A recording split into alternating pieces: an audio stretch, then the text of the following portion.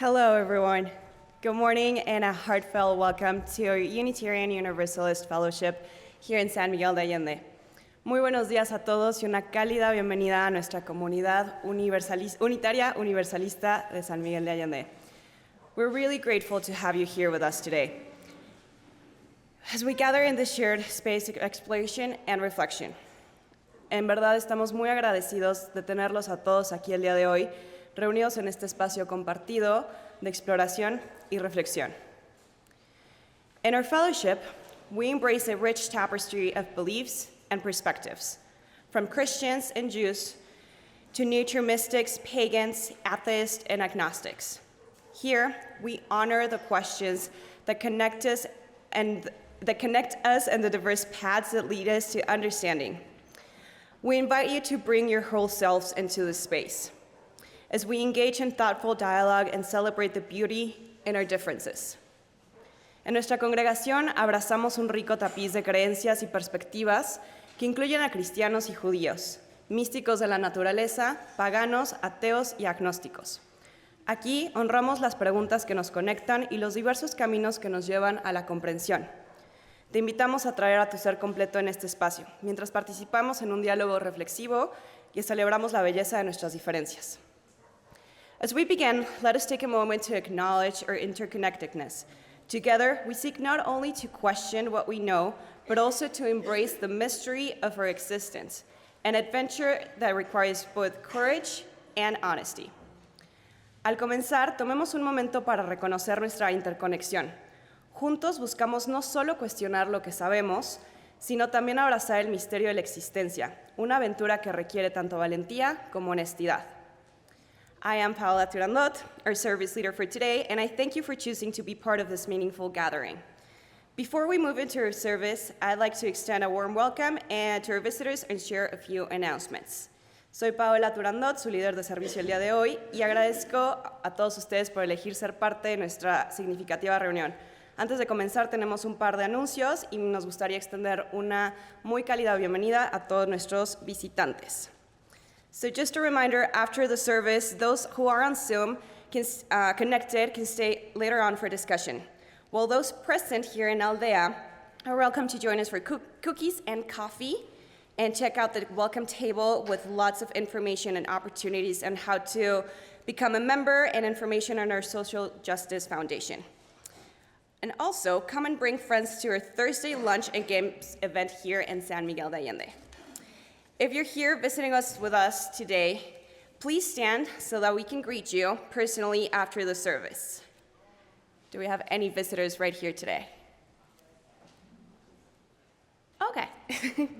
Si tenemos algún visitante el día de hoy, si gustan ponerse de pie para poder verlos y saludarlos después del servicio. Okay, and for our visitors that are seeing us in Zoom, please share your name and location on the chat so we can welcome you later. Don't forget to visit our website, UUFSMA.org, to explore our past services and learn more about our fellowship and how to become a member. Nuestro sermón el día de hoy está en inglés. Si necesitan una copia en español, pueden levantar su mano para que les demos una copia. After the service, we are having a meeting to brainstorm with our membership committee, so please stay over for that.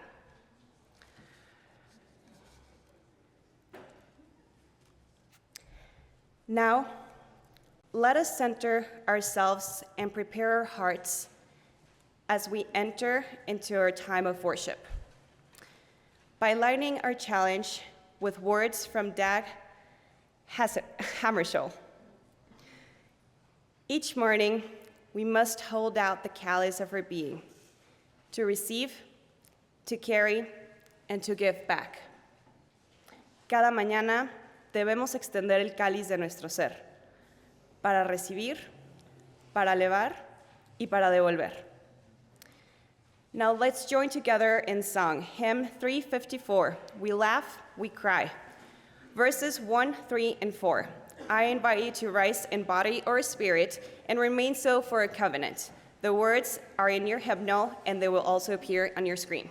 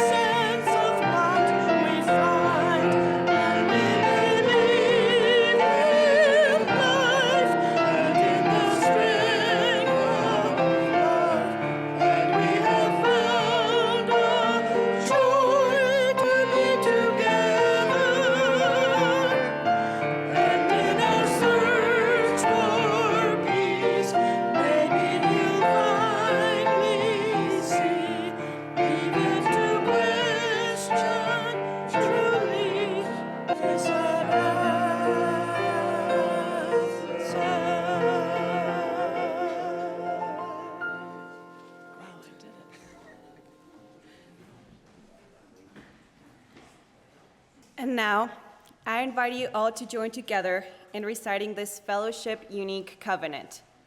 This is our promise that we aspire to, of how to be in relation to each other and the larger world. First, we'll recite it in English by Sebastian leading us, and then in Spanish led by me. We respect the interdependent web of life and work for a just and peaceful world.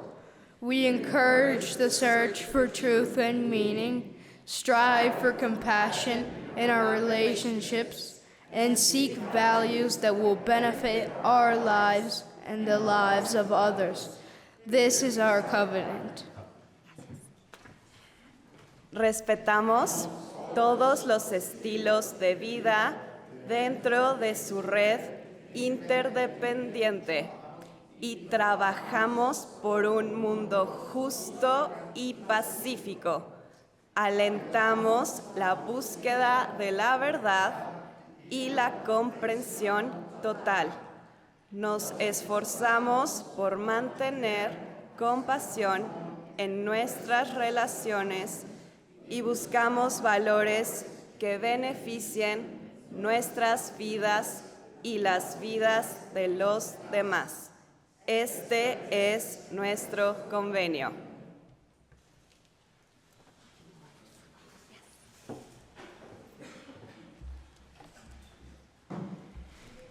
Good morning. I'm Cathy Cánepa, a co-chair of the Sunday Service Committee. We now enter the time in our service when, as a community, we practice the compassion we strive for by sharing each other's joys and carrying each other's burdens. Each candle we light together signifies that what is in our hearts is held by all of us here with empathy. To share a joy or concern in a future service, you can email our minister, Tom Rosiello, during the week, or write something on a card, which you'll find at the welcome table when you come in the morning. If you are on Zoom, you can write a joy or concern in the chat box, and then we'll check it later. So please get comfortable in your seat.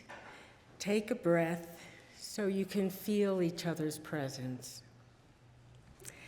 Our first candle is one of joy for Iván Méndez, who has finally turned the corner and is really feeling better after his bout with dengue fever. He's very grateful for all of your support and prayers. And we have a candle of support and relief that Gloria Brown is now recovering at home from hip replacement surgery. She's getting good care from her surgeon and a home health care worker, and she welcomes emails from her UU friends. And we have another candle of support for one of our ushers, who you did not see today, Jane Kendall, who broke her shoulder and just had a total shoulder replacement. She is at home recuperating, and she would appreciate calls in a few days. It was not specified further. And we light this candle for strength for those U.S. citizens among us to find out how they can take part in the democratic process and work to support their values in the upcoming elections in the U.S. And we have no joys or concerns on chat. And I hope that means everyone is getting the love and support they need. Our caring extends beyond this community to all of our brothers and sisters.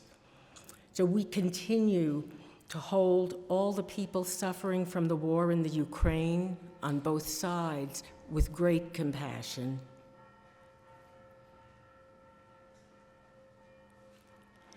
And we light our red candle to keep alive in our hearts the huge pain of those in the Middle East who have lost their lives, their loved ones, their homes and livelihoods, both Israeli civilians killed and kidnapped, and the many tens of thousands of Palestinians suffering death and displacement and starvation. And now, a candle and a moment of silence for all those joys, sorrows, and concerns that have not been shared but are held unspoken in our hearts.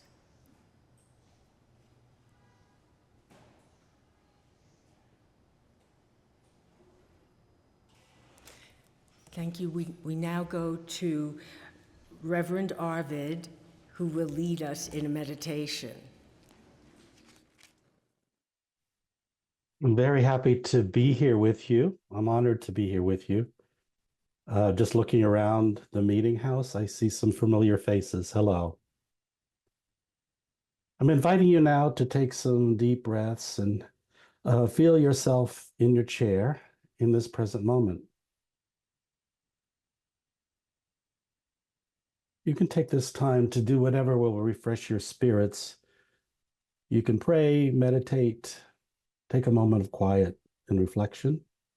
If you wish, you can join me in this guided meditation.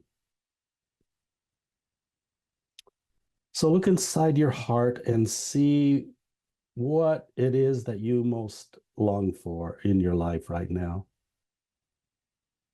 Health, strength, safety, being saved from harm, happiness, joy in life and in the things of your life, the ability to live without a lot of stress and conflict.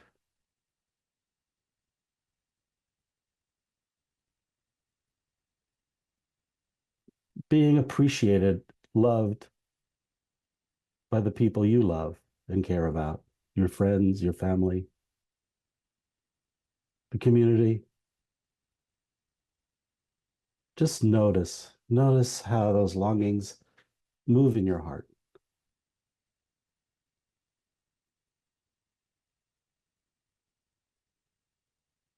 And notice too the blessings that you have. Beautiful city that you live in, the friends who care, this community.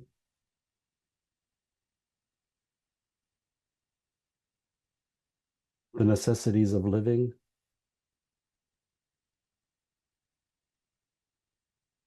the ability to know and learn.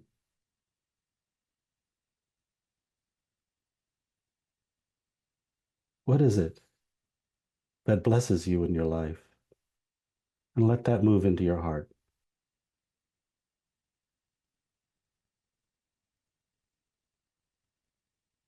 And notice how it feels physically to remember those things.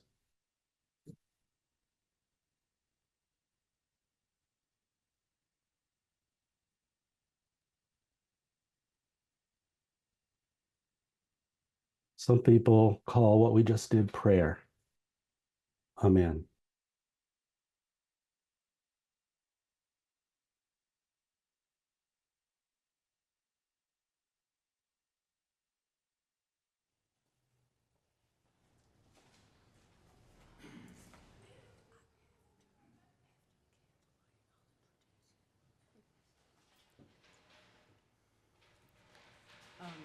You may now come forward during the music meditation to forwardly and silently light up a candle of joy or concern.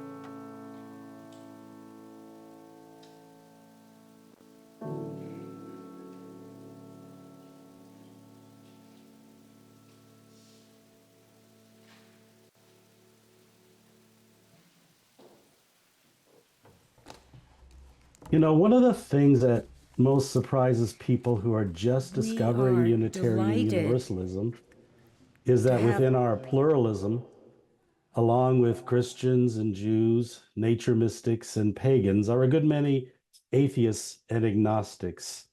So now maybe we should talk about what these terms mean. An atheist is someone who is sure that there is no God. So if you'd like to have an interesting conversation with an atheist, then ask them to tell you about the God they don't believe in.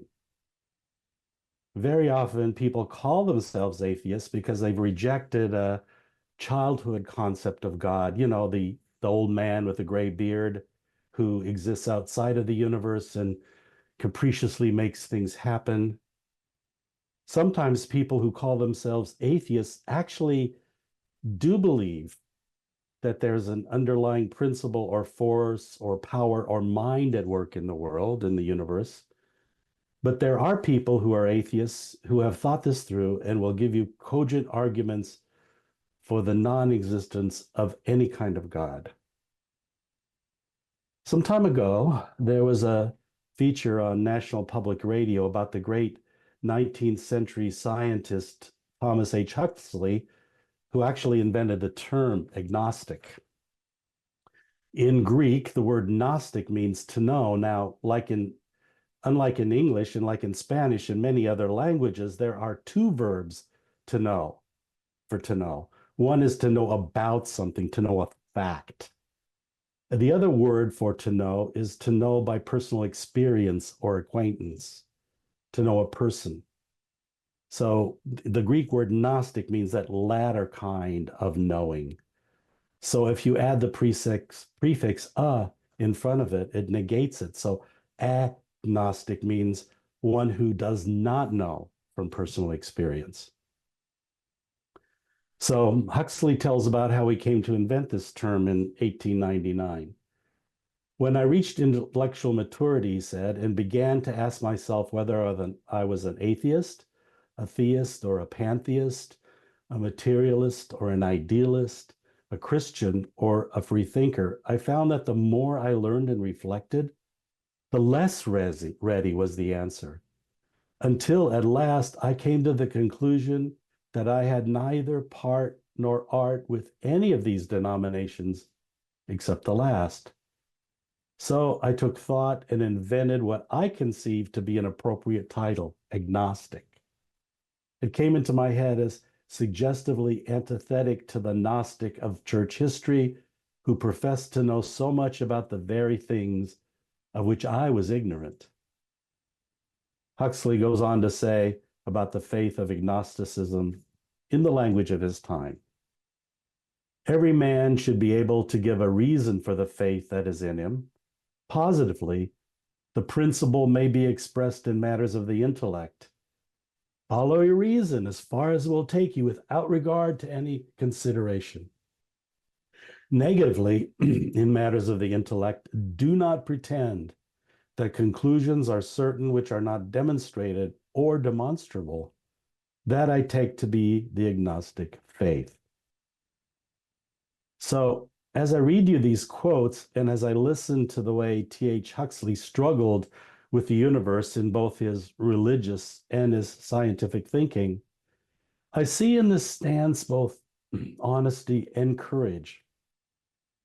Honesty because he believed in the scientific method and he would not admit anything to be true that had not been proven, of which he was not certain. Courageous because there are some things which we cannot know, some beliefs which we can have about things we can have no knowledge of that are comforting. Beliefs that of a God that cares about us, beliefs about an existence after death.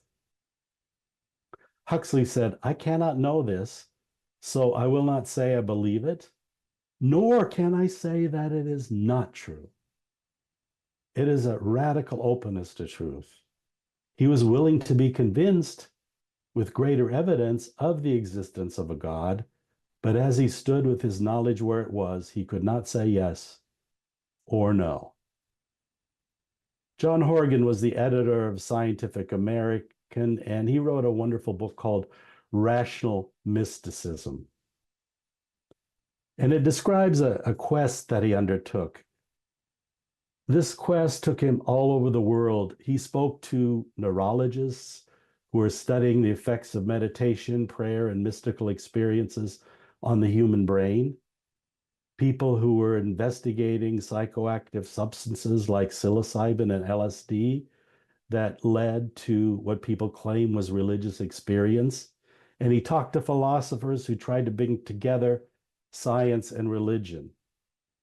He even went so far as to have a personal experience with a hallucinogen, one of the few that was still legal in the US, called ayahuasca, in which he did have an experience of oneness with all that is. What he saw was that there are states of mind that are common across cultures and across time, which make people less fearful, which make them less self-centered. Techniques such as meditation. And while we can trace what happens in the brain when there is meditation, there's no way to prove or disprove whether the meditator is tapping into a reality greater than themselves. And that's what he says. In the end, what's his conclusion? His conclusion is that reality is a huge mystery, a mystery that we'll never get to the end of. And he concluded that existence itself is a miracle. The truth is awful, I mean full of awe, because a miracle is something that's improbable, but it happened. If you look at the universe, it's improbable that there should be something rather than nothing. If you look at the vastness of the universe, what little we know of it, we can conclude that it's a miracle that I exist, that you exist, that human beings exist, each such a complex and wonderful mixture of instinct and reason. And finally, Horgan says, does God care? Who knows? But we care. Our solace and salvation, if we can be saved, will come not from God's compassion, but from ours. Now, I admire this radical stance, but I don't call myself an agnostic. You know, a lot of people who are fundamentalist Christians would call me an agnostic or an atheist, or they would be quick to label me as an unbeliever. Now, I do fit some definitions of that term because there are all kinds of subcategories of agnostics. There are the agnostic atheists. These are people who cannot prove that God does not exist. They can't prove it, but they're pretty sure. Then there are the empirical agnostics who believe that there is no way to prove that God either does or does not exist. This is expressed in a bumper sticker that reads, militant atheist, I don't know, and you don't either. Then there are agnostic humanists. Agnostic humanists do not know whether God exists and really believe that it doesn't matter. If it were proven that God exists, it wouldn't change their beliefs or their values because their beliefs and values are grounded in the human potential for good and in the potential of the human family. And that, say, the agnostic humanists, like Horgan, that, they say, is sufficient. And then there are agnostic theists, and I guess if I have to have a label, that's a good one. I do believe there is a God, but I can't prove it to you. It's based on my own experiences, or rather a number of my own experiences. These experiences lead me to believe that there is a God, but however, that God is more like a great mind than a great personality or a great machine.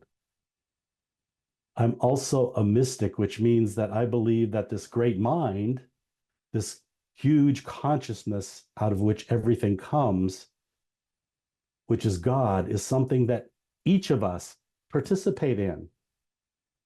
We are at one with that which creates the universe continually. And that we can with certain experience that directly. I think I have. That when we think we're separate, it's because of our fear and our anger and our delusion. And while I can't prove it through the scientific method, that is enough for me to base my life on. But am I absolutely sure? Can I prove it to you? I'm pretty sure. Can I prove it beyond a doubt? No. Maybe what I'm about to say is a more important point. We have to be careful how we talk about God, no matter what we believe. When somebody says the word God, you don't know what they mean. Maybe you think you do, but they may mean something very different than what you mean. And that conversation can get confusing very quickly because our limited minds, by definition, cannot encompass the entire mystery that's the universe. So if we say that we limited beings know for certain what the mind of God is, that's what is called idolatry in traditional theological language. Idolatry is worshiping things that we made up, graven images. So when we do this, we have made a graven image of concepts, words, beliefs, and then we can worship those and impose them on others. You know, we cannot know for certain the entire mind of God, the final truth. A great deal, if not most, of the evil and suffering that human beings inflict on each other has to do with idolatry. We lit candles about the suffering in the world, and there's idolatry under that. It has to do with being certain that we know what God wants and who God is. If you look at this conflicted world full of warfare and terror, we can see that we have to be careful about how we talk about God. We can't really talk about God. Our language wasn't invented to describe what is ultimate and limited, because language limits. That's the nature of language. Language limits. Language cut things up into categories. And what is ultimate really can't be divided. So if we're going to talk about it at all, we have to use metaphors. And when we use a metaphor, somebody else can think that we're speaking literally, and it gets very confusing very quickly. But luckily, true spirituality doesn't require God talk. The great philosophies and religions at their core agree that true spirituality has to do with letting go of our egotistical fantasies, letting go of our fearful perceptions of the world and coming closer and closer to seeing the world not according to our ideas and habits, but to see the world the way it really is. So an agnostic, even an atheist, can definitely be spiritual. I've got a meditation teacher who suggests that as a core spiritual practice, we teach ourselves to ask the question of everything that we think is true. The question we should ask ourselves is this true? How do I know? This political idea that I have that explains the mess that the US is in, this philosophical idea that I have about human civilization and human nature, this sense that I'm justified in having this particular angry feeling, or that there's a real reason for me to have this fear. My teacher suggests we get into the habit of asking ourselves, is this true? How do I know? If you do this, you may discover that a lot of the things you believe and believe strongly don't have a lot of proof behind them. And gradually, we realize just how much we think is true without proof. This brings us closer to the truth. We shouldn't talk about God too much, but we can talk about love. We can talk about how it is that we can bring two human hearts together. We can talk about how it is that we can create friendships, groups, in communities where people can be themselves and where they can have honor and dignity, where they can reach their true being and potential, we can talk about love. It's hard if we talk too much about God, but we can talk about the human family, about its quarrelsomeness and brokenness, how it is that we might heal these divisions and these wounds, how it is that we can create more justice and peace. It's difficult to talk too much about God because it's so confusing, but we can talk about our even more extended family, the earth itself, all the living beings there, this matrix, this mother, if you will. How can we care for her? How can we honor her? It's dangerous to talk too much about God, but we can talk about peace. How to bring peace to our individual hearts, to our families, our communities, our nations, and our planet. There used to be a bumper sticker that a lot of Unitarian Universalists had that said, "To question is the answer." I can go along with that if I get to change one word. To question is an answer. To question is an answer. It leads us to ourselves, to our lives, to the truths that we can know, so that we can make decisions for love and for dignity, for peace, and for justice. Amen, and may it be so.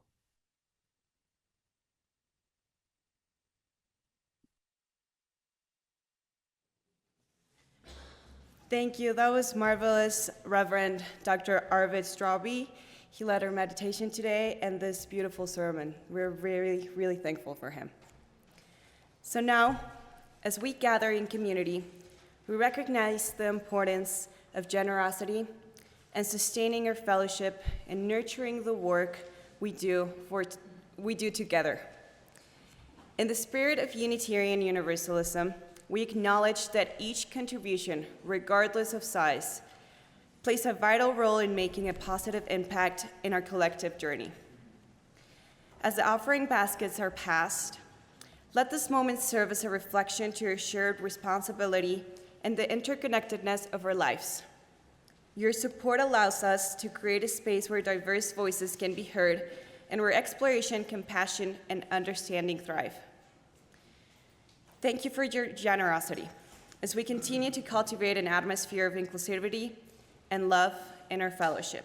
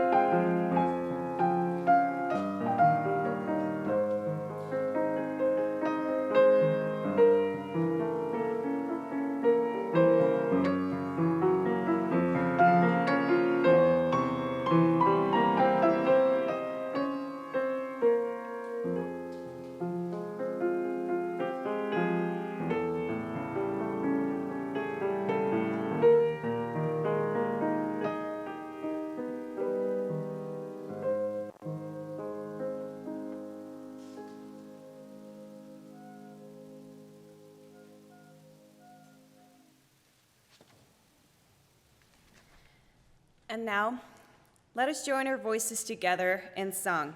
Hymn 1064, Blue Boat Home. It is not in your hymnal, so please remain seated so that everyone can see the words on screen.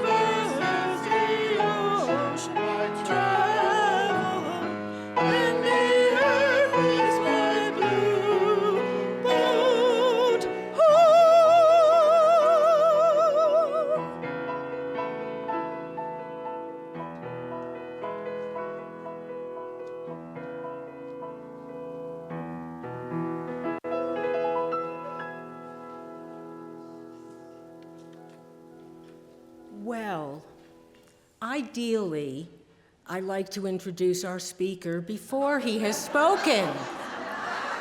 But sometimes I mess up. So I would just like to say that we are so delighted to have had one of our favorite guest ministers with us today, the Reverend Dr. Arvid Straube.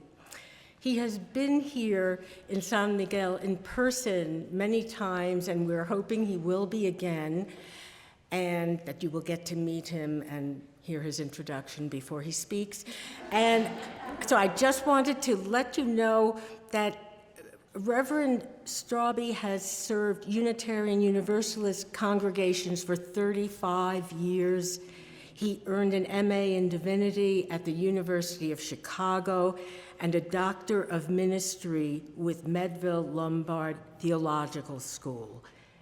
And at least we get to acknowledge him before our closing words.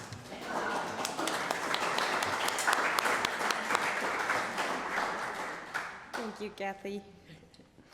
And now, as we conclude our time together, let us carry forward the essence of this sacred gathering. We have honored the myriad beliefs that shape our understanding of the universe, recognizing that while we might not have all of the answers, the questions themselves can guide us toward deeper connections. Al concluir nuestro tiempo juntos, llevamos adelante la esencia de esta sagrada reunión.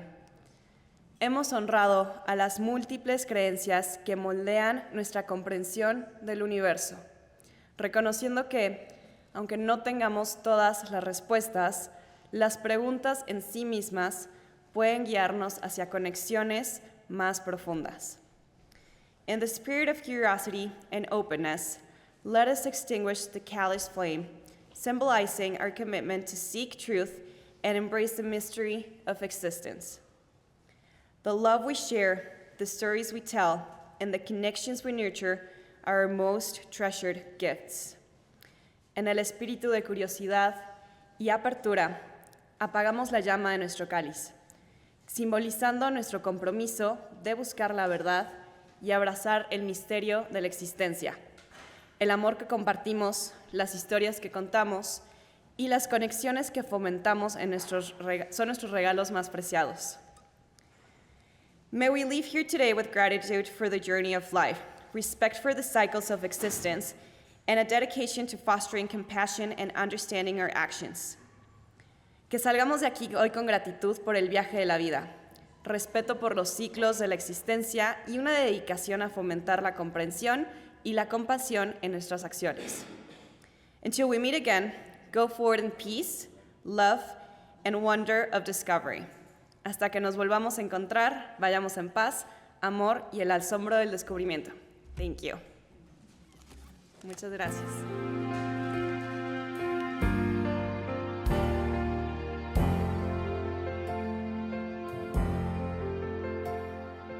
Go out in joy, go out in wonder, go out in reverence, go out in gladness, go forth in peace, raise up your voice in songs of delight to banish all sadness.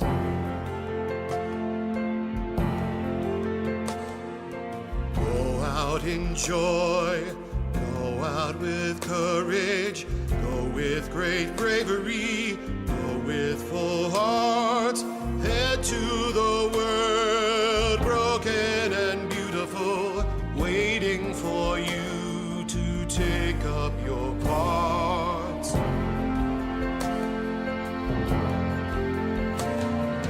Go out in joy, go out in gratitude, as you've been given, so may you give. They said